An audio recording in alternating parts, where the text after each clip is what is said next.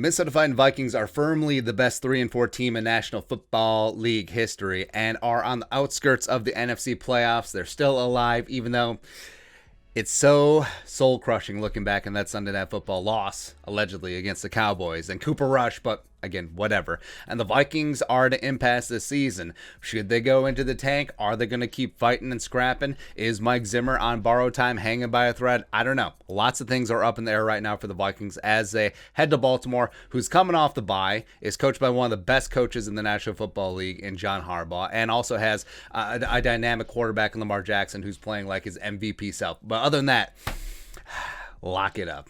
Lock of the week. Vikings over Ravens. We'll see. But here are 5 keys for the Vikings to get a win on Sunday in the Battle of the Purple. Good times. Number 1, sorry Lamar Jackson. Woo, Vikes are for real. Yeah, it all starts and ends with Lamar Jackson in Baltimore. Vikings have been no bueno against mobile quarterbacks in their history, and Lamar is the best running quarterback in the league, and his passing game has been legit this season. I think that his passing has been even better than his MVP season 2019, and that is no cap. And it's going to be tough, especially without Danielle friggin' Hunter. But the Vikings defensive front needs to be disciplined with their lanes and assignments. No hero ball, because if you give Lamar a crease, he's going to take it 70 yards to the house on your ass. So you got to rush, you got to contain, you got to maintain your lane. Otherwise, he will hurt you. Don't let him break you. And there's nothing worse than a 3rd and 20 and then the quarterback just scampers for a first down. I guess maybe 3rd and 11 and then Zeke breaks 19 tackles to get a first down and then effectively ends the game. But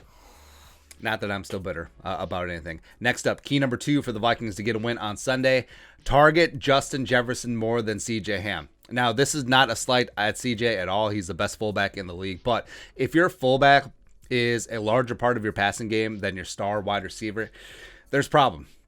There is problem. And there is precedent where Adam Thielen was only targeted twice in a game early in the year, and then he got all of the work. I think Jefferson does this on Sunday because he's coming off the worst game of the season against the Cowboys. He needs that work. He needs that action. And the Ravens are 32nd in the league in terms of passing yards allowed, which is impressive because they've had a bye. Not all the teams have had byes yet.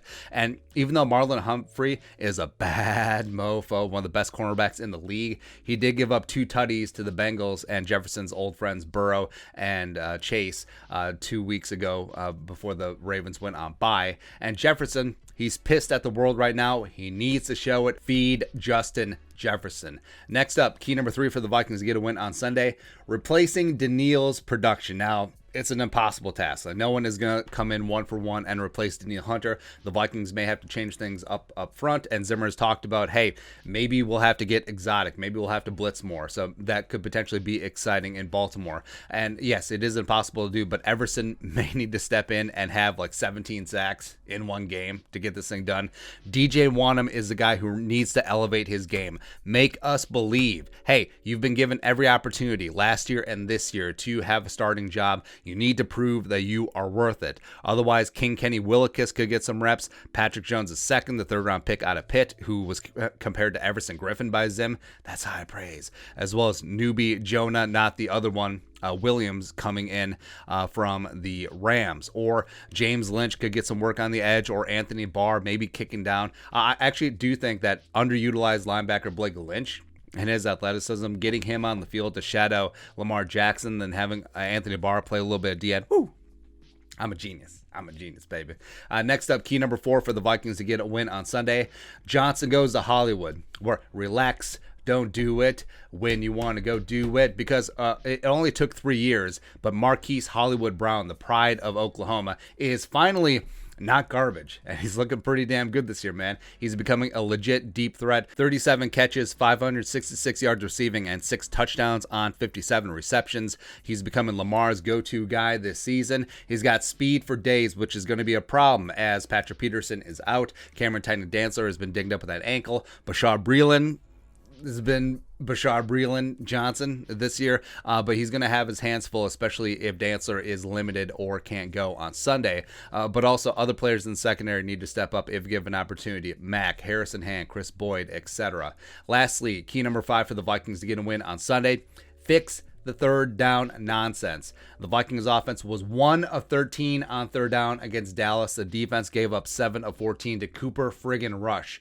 Now, you're not going to beat anyone with those numbers, and offensively, Kubiak needs to get into a better flow. He's learning on the job. I understand that. He's great at scripting, but once you get punched in the mouth during the game, you got to be able to adjust, man. You're simply getting out-coached. And Cousins needs to stop being afraid of his own shadow and take some shots downfield. Yes, that could increase the chances of an interception, but don't care. Stop throwing short of the sticks. You have Jefferson. You have Thielen. Stop checking it down to C.J. Ham, and also stop running tight end screens. Come on, man. Also, interior offensive line needs to get their ish together. Defensively, avoid dumb penalties, contain Lamar, and actually tackle at the point of attack, where it was so frustrating watching Sunday night. The basic elements of the game. Hey, once your guy gets the ball, tackle them. Make tackles. Like, once you put a body on someone, they go down. So the entire Cowboys defense, which Dan Quinn, George Edwards, respect, man, they tackle. They're fast, they're fun, they fly around, and they tackle. Very few yards after contact. It really was eye-opening, especially watching the Vikings defense.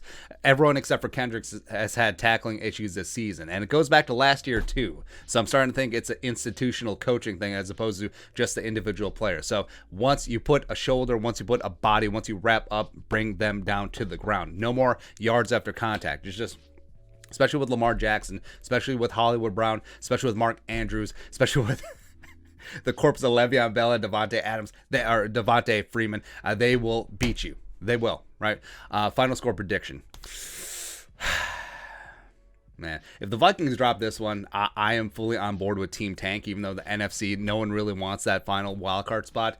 And the Ravens are very similar to the Vikings, where they can show up to play, they cannot show up to play. Like, they can whip somebody's ass, they can lose to the Bengals, they can almost lose to the Lions. So who knows what Ravens team is going to show up on Sunday. But I think it is going to be a tough slugfest type game. I don't think that it will be the drunken game of 2013.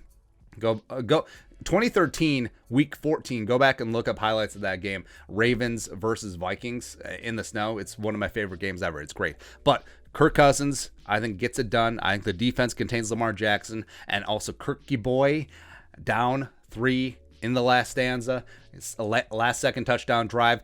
F the field goal. F you, Greg Joseph. We're going to win. We ain't playing for overtime anymore. Game winning. Fade to Justin friggin' Jefferson, right over Marlon Humphrey, right in his grill. I love it, man. Give me Vikings 24, Ravens 20, and we're keeping Skull alive at 4-5. Packers, hey, Aaron Rodgers may be out. Maybe he'll be suspended. Who knows? Who really knows? So the Vikings are certainly not out of this derby yet. But if they lose at Baltimore, then we can tank. It's tough to say, though. But what are your thoughts on our thoughts? What are your keys for victory? What's your final score prediction? Let us know in the comment section below. Subscribe for daily Vikings takes. Also, it's Friday. Venmo. Pay that man his money. But until next time, Skull, production value.